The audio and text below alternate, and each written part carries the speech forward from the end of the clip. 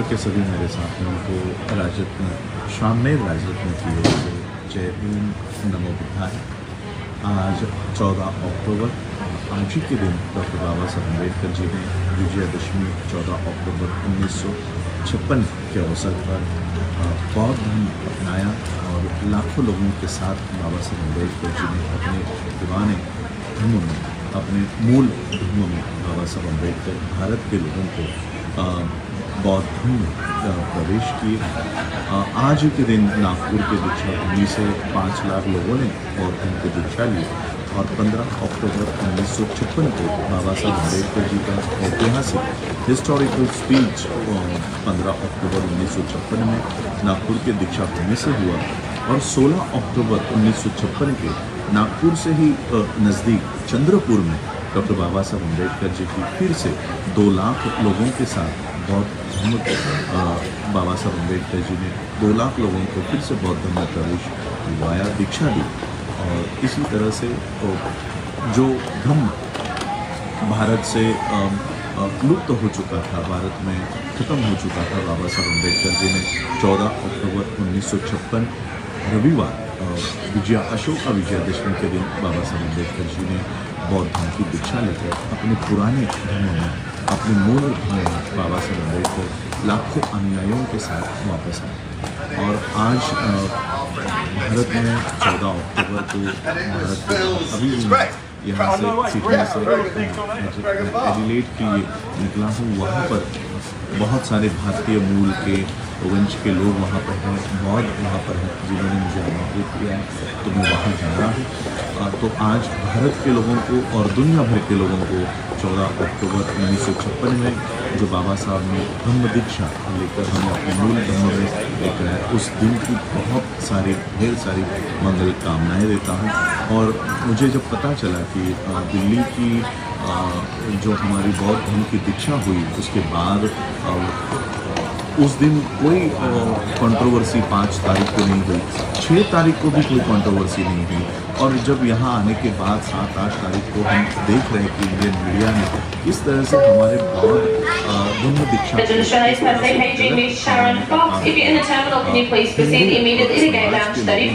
बहुत बौद्धों के विषय में इस तरह से जहर फैलाने का काम हुआ। और ये कोई नई बात नहीं है।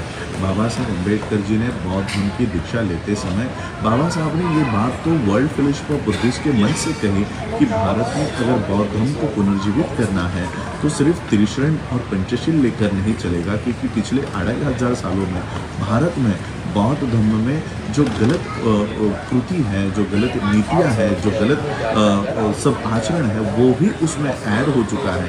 इसलिए जब तक उससे हम बाहर नहीं निकलेंगे तब तक हम बौद्ध धर्म की दीक्षा नहीं ले पाएंगे। इसलिए त्रिशरण और पंचशील के साथ और कई चीज़ें होने की आवश्यकता है और वो कई चीज़ें बाबा साहब अम्बेडकर जी ने अभ्यास करके 22 प्रतिज्ञा के रूप में बाबा साहब ने बौद्ध धर्म की दीक्षा लेने से पहले ये ऐड कर दी। और ये 22 प्रतिज्ञा मैं अपने हिंदू भाइयों को, बहनों को, समाज के लोगों को कहना चाहूँगा कि मैं अगर ब्रह्मा विष्णु महेश को नहीं मानूंगा, ये कहना किसी भगवान का अपमान नहीं है, किसी भगवान की ये गाली नहीं है। और आज मैं तो हिंदुओं से ये सवाल करना चाहूँगा, हिंदू समाज के मेरे भाइयों से सवाल करना चाहूँगा कि जिन बीजेपी के लोगों को दिल्ली के 22 प्रतिज्ञा से आपत्ति है, तो क्या उन भाजपा के लोगों को महाराष्ट्र के दीक्षा से आपत्ति क्यों नहीं है? वही 22 प्रतिज्ञा बनते सुमित रतन जी के माध्यम से लखनऊ में लाखों लोगों से उन्होंने दोहराई, तो वहाँ के लोगों की भावना आहत, बीजेपी की भावना आहत क्यों नहीं हुई? और कि यह महाराष्ट्र में खुद महाराष्ट्र के सीएम देवेंद्र फडणवीस 2 दिन पहले 5 अक्टूबर को नागपुर के दीक्षा भूमि से उन्होंने स्पीच किया है कि बाबा साहब अम्बेडकर जी की पंचशील और 22 प्रतिज्ञाओं को दोहराने की ज़रूरत है।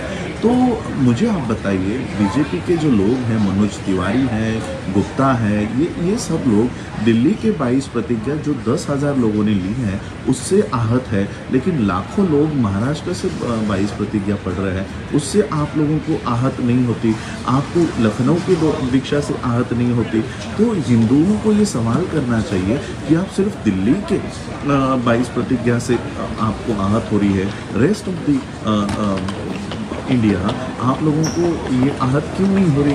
ये हिंदुओं को ये सवाल करना चाहिए कि आप लोग सिर्फ सिलेक्टिव विरोध क्यों कर रहे हो? अगर विरोध ही करना है तो फिर नितिन गडकरी का विरोध क्यों नहीं कर रहे हो? आप प्रधानमंत्री नरेंद्र मोदी का विरोध क्यों नहीं कर रहे हो? आप देवेंद्र फडणवीस का विरोध क्यों नहीं कर रहे हो, जो बाबा साहब के 22 प्रतिज्ञाओं को नमन भी करते हैं? दीक्षा भूमि में बहुत बड़ा शिलालेख, कम से कम एक फ्लोर तक इतना बड़ा शिलालेख 22 प्रतिज्ञाओं को वहाँ पर बना हुआ है, तो आपको वहाँ से आपकी भावनाओं को आहत नहीं हो रही। यही 22 प्रतिज्ञा गवर्नमेंट ऑफ इंडिया ने और अभी तो दिल्ली सरकार ने इसको किताबों में छपवाया है, तो उसमें भी आप लोगों को आहत नहीं हुई, जिसमें बीजेपी के मिनिस्टर्स का शामिल है। तो आप एक मंत्री अगर बौद्ध परंपरा को अपनाता है, बौद्ध धर्म में जाता है, तो उसका आप विरोध कर रहे हो, उनको आप इस्तीफा देने को मजबूर कर देते हो, तो आपको तो पहले प्रधानमंत्री का इस्तीफा लेना चाहिए, क्योंकि उस 22 प्रतिज्ञा जो बाबा साहब ने दिए है उसको नमन भी वो करते हैं। देवेंद्र फडणवीस ने ओपनली ये कहा है कि 22 प्रतिज्ञाओं को दोहराना बहुत ज़रूरी है। मराठी में वो कह रहे हैं कि इसकी याची उजळणी होना आवश्यक है। उजळणी का मतलब है कि इसके ऊपर काम होना ज़रूरी है, इस 22 प्रतिज्ञाओं के ऊपर चलना ज़रूरी है। और मैं आप लोगों को, मैं खास करके हिंदुओं के लिए कहना चाहूँगा कि ये जो 22 प्रतिज्ञा है, 22 प्रतिज्ञा बाबा साहब ने जो बुद्धिज़्म, आज बौद्ध धर्म को एक धर्म की मान्यता भारत में है। आप अगर रिलीजन का कॉलम देखो तो रिलीजन में हिंदुइज़्म है, इस्लाम है, क्रिश्चियनिटी है, सिखिज़्म है, जैनिज़्म है, बुद्धिज़्म है, पारसी है। तो इतने सारे अलग अलग धर्मों की मान्यता भारत में है। अलग धर्म की मान्यता तभी मिलती है, ये कानूनी प्रक्रिया है कि किसी भी धर्म से, रेस्ट ऑफ द रिलीजन, किसी भी अन्य धर्म से आपके आचरण, आपकी रूढ़ी परंपरा, आपके देवी देवता, आपका कल्चर किसी भी बाकी के धर्मों से नहीं मिलेगा, तभी आपको अलग धर्म की मान्यता मिलेगी। जैसे आज हमारे लिंगायत धर्म के लोग मांग कर रहे हैं, रविदासी धर्म के लोग मांग कर रहे हैं, आदिवासी लोग मांग कर रहे हैं कि हम हिंदू नहीं हैं, हमें भी अलग धर्म की मान्यता दो, लेकिन अब तक उनको मान्यता नहीं मिली है। तो इसी तरह से बौद्ध धर्म को मान्यता मिली है, क्योंकि उनकी आचरण, उनकी पद्धति, उनकी देवी देवता, उनके फेस्टिवल्स, त्यौहार, ये बाकी किसी भी रिलीजन से नहीं मिलते। तो किसी भी व्यक्ति को अगर उसका धर्म छोड़ना है तो उसको ये 22 किसी भी रिलीजन से वो नहीं मिलने चाहिए। अब कुछ लोग हिंदू के कहते हैं कि आप क्रिश्चियन धर्म के लिए कुछ क्यों नहीं बोले, आप इस्लाम धर्म के लिए कुछ क्यों नहीं बोले। अब मैं आपको बताना चाहता हूँ, जब बाबा साहब अम्बेडकर जी ने बौद्ध धर्म की दीक्षा ली तब वो हिंदू थे और हिंदू धर्म से वो बाहर आ रहे थे, और इसलिए बाबा साहब नहीं चाहते थे कि हमारे जो लोग बौद्ध बने वो हिंदू परंपरा को फॉलो करते रहे, बौद्ध होने के बाद भी उसको मनाते रहे। इसलिए बाबा साहब ने जो और 22 प्रतिज्ञाओं में सिर्फ ये 5 प्रतिज्ञा ही ऐसी हैं जो आपको हिंदू धर्म के और वो भी कोई अपमानजनक नहीं है कि मैं ब्रह्मा विष्णु को नहीं मानूंगा, मैं राम को नहीं मानूंगा, मैं गणेश को नहीं मानूंगा और हिंदू धर्म के किसी भी देवी देवता को नहीं मानूंगा। अब ये कहना किसी हिंदू धर्म का अपमान है, किसी देवी देवता के लिए गाली है? नहीं मानना ये प्लीज़ कोई गाली इसे मत समझिए। हम बौद्ध जो भारत के हैं, हम बौद्ध तभी हमको मान्यता मिलेगी जब हमारा धर्म किसी और धर्म से वो मैच नहीं करेगा, और ये भारत सरकार ने एक्सेप्ट करके ही इसको एक मान्यता दी है। अब आप कैसे कह सकते हो कि आप बौद्ध भी बनो और हिंदू परंपरा को भी फॉलो करो, और ऐसा नहीं है। कुछ लोग कहते हैं कि बुद्धिज़्म जो है वो हिंदू धर्म का ही पंथ है, हिंदू धर्म का ही एक भाग है। अगर हिंदू धर्म का भाग होता तो भारत में बुद्धिज़्म को एक अलग रिलीजन की मान्यता क्यों दिया जाता, क्यों मिल जाती? तो ये कोई हिंदू धर्म का भाग नहीं है, कोई बुद्ध विष्णु के अवतार नहीं है। और जो लोग बुद्धों को विष्णु के अवतार मानते हैं, तो मैं उनसे पूछना चाहता हूँ, तो फिर आप लोग बुद्ध की मूर्तियाँ अपने हिंदू मंदिरों में क्यों आपको दिखाई नहीं देती? आपके बुद्ध पूर्णिमा को कोई हिंदू क्यों सेलिब्रेट नहीं करता? तो ये सारे सवाल है जो आप लोगों को सोचनी चाहिए। और मैं आज यही कहना चाहूँगा कि हमारे बौद्ध दीक्षा पर आप लोग भारत के लोगों के दिलों में जो नफरत फैला रहे हो, आने वाले समय में जिन जिन लोगों ने ये प्रेस कॉन्फ्रेंस की है और जिन जिन टीवी पर ये हमारे बौद्ध धर्म की दीक्षा को नफरत उन्होंने उनके दिलों में भर दी है, इन सभी को कानून प्रक्रिया हमारी शुरू हो चुकी है, ऑलरेडी शुरू हो चुकी है। मैं अब वो डिस्क्लोज नहीं करना चाहता, लेकिन बौद्धों को देखो, जिस तरह से मुस्लिम होने के लिए सुनता करना ज़रूरी है, जिस तरह से ब्राह्मण को मूंज करना ज़रूरी है, जिस तरह से क्रिश्चियंस में बैप्टिज्म होना ज़रूरी है, उसी तरह से बौद्धों में 22 प्रतिज्ञा लेना बहुत ही ज़रूरी है। क्योंकि विदाउट, और कुछ लोग कहते हैं कि आप फिर मुसलमानों के लिए कुछ नहीं कर रहे। मैं आपको आज का सवाल पूछता हूँ कि क्या कोई मुसलमान, क्या कोई इस्लाम धर्म का धर्मांतर कर रहा है, क्या कोई सिख धर्मांतर कर रहा है, क्या कोई जैन धर्मांतर कर रहा है, क्या कोई सिख धर्मांतर कर रहा है? तो धर्मांतर जो हो रहे हैं ये बहुत बड़े पैमाने पर हिंदू धर्म से हो रहा है। तो बाबा साहब के सामने भी जब ये था कि हिंदू फोल्ड में से लोग बाहर आ रहे हैं, तो उनको हिंदुइज्म को छोड़कर आना पड़ेगा। आप हिंदू भी फॉलो करोगे और बौद्ध भी होगे तो उसको बौद्ध मान्यता नहीं मिलती। हमारे में भी कई लोग हैं जो अपने घरों में गणेश को बिठाते हैं और देवी देवता फॉलो करते हैं, हम उनको बौद्ध नहीं मानते, वो हिंदू ही हैं। हमारे जो नाम के लिए बुद्धिस्ट बने हैं वो बुद्धिस्ट नहीं है, वो हिंदू है, हम उनको कभी ये नहीं कहते। और एक बात और मैं आप लोगों को समझाना चाहता हूँ, बौद्ध दीक्षा की जो कार्यक्रम हो रहे हैं, हम लोग कोई घर घर जाकर लोगों को ज़बरदस्ती ये नहीं कर रहे कि आपको 22 प्रतिज्ञा लेनी होगी। जो व्यक्ति हमें ये देता है, आवेदन देता है कि मुझे हिंदू धर्म छोड़ना है, उन जितने भी लोगों के आवेदन हैं वो सारे आवेदन हमें आते हैं और फिर इकट्ठा हो करके हम लोग वो सबको बौद्ध धर्म की दीक्षा वहाँ पर दी जाती है। और मैं आज कहूँगा, आज ही का दिन था, बाबा साहब ने 5 लाख लोगों को यही 22 प्रतिज्ञा बाबा साहब ने देश में दी और तभी कोई आवाज़ नहीं उठी। हर रोज़ ये 22 प्रतिज्ञा पढ़ी जाती है। मैं तो बीजेपी का, आरएसएस का और उनके गोदी मीडिया का आभार करना चाहूँगा कि ये 22 प्रतिज्ञा तो हम हर साल लेते हैं। पिछले साल यही राजेंद्र पाल गौतम जी, पिछले साल भी मेरे आप वीडियोस फेसबुक पेज पे जाकर 1 साल पुराने देख लो, आज ही के दिन वहाँ पर दिल्ली के अंबेडकर भवन में बौद्ध धर्म दीक्षा का कार्यक्रम हुआ, 22 प्रतिज्ञा पढ़ी गई। तो मैं पूछता हूँ बीजेपी के और मनोज तिवारी को, तो पिछले साल आपकी भावना आहत क्यों नहीं हुई? इस साल ही क्यों हो रही है? इस साल इसलिए हो रही है क्योंकि गुजरात में इलेक्शन चल रही है, अरविंद केजरीवाल वहाँ पर हिंदू के नाम से वोट मांग रहे हैं, क्या जय श्री कृष्ण के नाम से वोट मांग रहे हैं।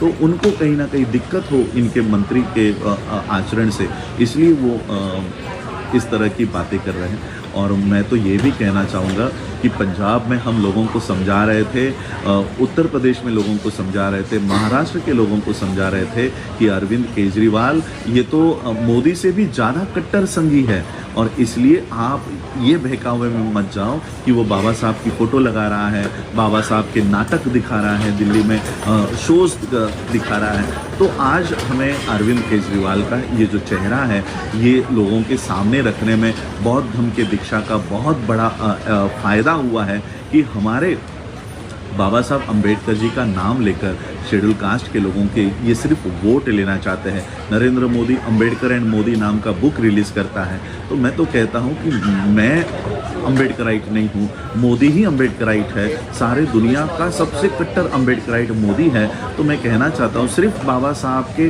पॉलिटिकल सोशल विचार क्यों अपना रहे हो, 22 प्रतिज्ञा भी अपनाओ और कट्टर अम्बेडकर होने का सबूत दे दो कि बाबा साहब अम्बेडकर जी के सच्चे भक्त आप ही हो। हम कुछ नहीं हैं, हम बाबा साहब के विजन पर भी काम नहीं कर रहे, आप ही कर रहे हो। तो 22 प्रतिज्ञा लेने में डर कैसा है आपको, अगर आप ही बाबा साहब के विजन पे काम कर रहे हो। तो ये जो हमारा दिल्ली का कार्यक्रम हुआ बुद्धिस्ट सोसाइटी ऑफ इंडिया जय भीम मिशन के माध्यम से, इससे कई सारे जो घुसपैठ हुई थी, ये घुसपैठ दूर होने में बहुत बड़ा कार्यक्रम इस देश में हुआ। और देश में ही नहीं, विदेशों में भी ये 22 प्रतिज्ञा क्या होती है इसका अध्ययन लोग करने लगे। क्यों एक मंत्री को इस्तीफा देना पड़ा? इन 22 प्रतिज्ञाओं में ऐसा क्या लिखा है, ये आज दुनिया जान रही है और दुनिया इन 22 प्रतिज्ञाओं का समर्थन कर रही है। कम से कम आज मुझे लगता है उन 10,000 लोगों ने, 15,000 लोगों ने इतनी बड़ी क्रांति कर दी है कि आने वाले समय में ये 22 प्रतिज्ञा अब गली गली में लोग दोहराएंगे और हिंदू फोल्ड से बाहर आकर बाबा साहब अम्बेडकर जी ने हमें जो मार्ग दिखाया उस मार्ग पर सभी लोग चलेंगे। और आज 14 अक्टूबर 1956 है। आज ही के दिन बाबा साहब अम्बेडकर जी ने हमें हमारे मूल धम्म में लेकर गए। आज राजेंद्र पाल गौतम जी ने कॉल किया है कि उनके घर पर आए और वो बाबा साहब अम्बेडकर जी के जो राष्ट्रीय स्मारक है वहाँ पर सभी लोग पैदल मार्च करने वाले हैं। मैं भी आप सभी को अपील करता हूँ कि ज़्यादा से ज़्यादा संख्या में आप राजेंद्र पाल गौतम जी के साथ पहुँचे और उन्हें अपने मूल धम्म में तो वो आ गए हैं, अब मूल घर पर भी लेकर आए। आम आदमी पार्टी ये किसी बहुजनों की पार्टी नहीं है, ये आम आदमी नहीं, ये संघी आदमी पार्टी है, ये संघ के लोगों की पार्टी है। जो लोग बीजेपी से नाराज़ है, जो लोग कांग्रेस से नाराज़ है, संघ ने तीसरा पर्याय दिया है कि हमारे पास आओ। ये कोई बाबा साहब और भगत सिंह की पार्टी नहीं है, ये आरएसएस की तीसरी विंग है, पॉलिटिकल विंग है। इसलिए मैं कहना चाहूँगा राजेंद्र पाल गौतम जी, जिस तरह से आप अपने मूल धम्म में वापस आ गए हैं रिलीजियसली, उसी तरह से पॉलिटिकली भी अपने मूल घर में आप वापस आ जाइए। संघी आदमी पार्टी से आपने सिर्फ मंत्री पद का इस्तीफा दिया है, मैं तो चाहता हूँ इसके सामान्य सदस्यता का भी आप त्याग करें और 14 अक्टूबर 1956 में बहुजन समाज के पार्टी में आप, मैं देखिए मैं किसी पार्टी का नाम नहीं ले रहा हूँ, मैं यही कह रहा हूँ कि बहुजन समाज के पार्टी में आप वापस आ जाओ और अपनी राजनीतिक जो गतिविधि है वो अपने ही लोगों के पार्टियों से आप वो ये मूवमेंट भी वापस कीजिए। तो इस तरह से आप काम कीजिए। और कई ब्राह्मण ये कह रहे हैं कि हम दीक्षा देकर चले गए। मैं फिर से 22 तारीख को भारत में आ रहा हूँ और भारत में वापस यही बौद्ध धम्म दीक्षा के कार्यक्रम हम कर रहे हैं। और मैं तो चाहता हूँ कि जिस तरह से एफआईआर आप राजेंद्र पाल गौतम जी पर कर रहे हैं कि मैं तो अरेस्ट होने के लिए तैयार हूँ। और सिर्फ मैं ही नहीं, भारत के सभी मॉन्क्स अपनी गिरफ्तारी देंगे कि अगर हम भारत में बौद्ध धर्म की दीक्षा दे रहे हैं तो ये हमें अरेस्ट कर रहे हैं। ये इस बात का सबूत और प्रमाण हो जाएगा कि हम जो कह रहे थे कि भारत से संविधान खत्म हो रहा है, इस बात का प्रमाण हो जाएगा। तो मनोज तिवारी हो या बाकी के गुप्ता हो, बीजेपी के स्पोक्स पर्सन हो, हम तो यही कहेंगे कि ज़्यादा से ज़्यादा संख्या में आप हमें अरेस्ट करो। भारत के सभी मॉन्क्स, सभी बौद्ध भिक्षु और भिक्षुणियाँ सभी अपनी अपनी अरेस्ट वहाँ पर कराए और ये साबित कर दे कि भारत में बौद्ध धर्म का प्रचार और प्रसार करने पर हमें जेल भेजा जाता है। और इसलिए आप हमारे ऊपर जो भी कार्रवाई करें, हम तो हंसते हंसते ये कार्रवाई सहने के लिए भी तैयार है। और ऐसा नहीं कि हम लोग भारत छोड़ के चले गए, ये तो हमारे 3 महीने पहले से ये प्रोग्राम्स लगे थे और हमें पता भी नहीं था कि इनके पेट में इतना दुखना शुरू हो जाएगा, वरना हम लोग गोली देने के लिए वहीं पर रुक जाते और आपका पूरा इलाज करके ही मैं ऑस्ट्रेलिया आता। मुझे बहुत अफसोस हो रहा है कि मैं इन बीजेपी और आरएसएस के लोगों का इलाज करने के लिए वहाँ पर नहीं हूँ, वरना वहाँ होता तो अच्छे से इलाज मैं इन लोगों का करता। बहुत बड़ी अपॉर्चुनिटी मेरे हाथ से चली गई है क्योंकि मैं यहाँ ऑस्ट्रेलिया में हूँ, लेकिन फिर भी एक अपॉर्चुनिटी और है, यहाँ से जाऊँगा और वर्ल्ड फेलोशिप ऑफ बुद्धिस्ट के कॉन्फ्रेंस में जाऊँगा। जो आप लोगों ने भारत में किया है वो वर्ल्ड के बौद्ध देशों के सामने रखूँगा और फिर भारत में आऊँगा। आपको जो मेरे साथ करना है आप बिल्कुल कर सकते हो। तो आज के दिन की आप बहुत सभी लोगों को ढेर सारी बधाइयाँ देता हूँ। 14 अक्टूबर 1956 को बाबा साहब अम्बेडकर जी ने हमें अपने मूल धम्म में वापस लाए हैं। आप लोग भी अपने मूल धम्म में वापस आइए। देखिए कितनी बड़ी ताकत है। देखिए धम्म में हमारे इंदर मेघवाल को मारा गया, लाखों लोग वहाँ पर इकट्ठा हुए, किसी ने प्रतिक्रिया नहीं दी। हमारे और एक मेघवाल भाई को राजस्थान में मूंछ रखने पर मारा गया, लाखों लोग इकट्ठा हुए, किसी ने कोई प्रतिक्रिया नहीं दी। यानी ये हमारे ऊपर एज ए हिंदू अगर अन्याय अत्याचार करते हैं तो इनकी भावना कभी आहत नहीं होती, लेकिन जैसे ही हमने हिंदू धर्म का त्याग करना शुरू कर दिया इनकी भावनाएं आहत हो गई। आज भी आप लोगों को समझ जाना चाहिए कि जादूगर जादूगर की जान तोते में है। आप इसलिए कहीं और निशाना मत लगाइए, उस तोते की गर्दन मरोड़ दीजिए। देखिए जादूगर की जान अपने आप जाना शुरू हो जाएगी। ये आज अपनी आखिरी सांसें गिन रहे हैं और इसलिए तड़प में ये सारे कृतियाँ कर रहे हैं। इसलिए मुझे जो कहना है वो आप समझ जाइए मैं क्या कहना चाहता हूँ। और इसी तरह से बाबा साहब अम्बेडकर जी ने दिया हुआ धम्म भारत में फिर से इसे खड़ा कीजिए और ज़्यादा से ज़्यादा संख्या में आज आप लोग दिल्ली में इस आंदोलन में भी पहुँचिए। जय भीम, नमो बुद्धाय, जय भारत। अगर आप चाहते हैं गरीब हर वंचित इंसान की आवाज आप तक पहुंचे तो हमारे चैनल को सब्सक्राइब करें और बेल आइकन का बटन दबाना ना भूलें। देखते रहिए बहुजन हलचल न्यूज।